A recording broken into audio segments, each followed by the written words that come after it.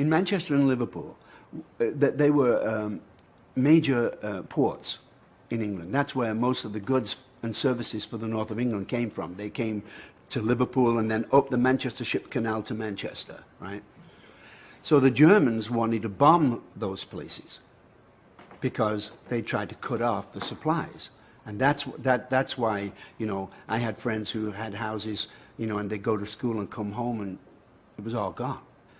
The devastation and trying to come out of that and trying to bring the entire culture out of that devastation was a very interesting social experiment. After World War II, for 15-year-old kids, there was nothing to do. The most exciting thing you could do was go and check out a house that had been bombed and try and find stuff.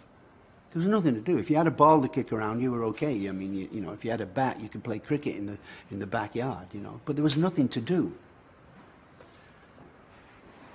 There was a radio program called Saturday Club, came on obviously on Saturday morning, and it was the first time that the north of England had heard skiffle music. Skiffle music was brought to England by Lonnie Donegan.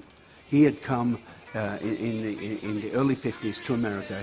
He'd hung out with Big Bill Brunsey and Lead Belly, and he'd gotten all the, he was a Scotsman, I think. Brought all this stuff, and it was incredibly simple music. Skiffle music could be played by anybody. All you needed was a cheap guitar, a wash tub bass.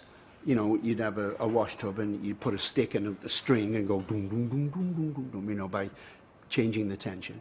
And a washboard, where you had thimbles on your fingers and you'd go, you know, for the drums, right? So it was cheap enough for everyone to try it. And everybody did, because there was nothing else to do.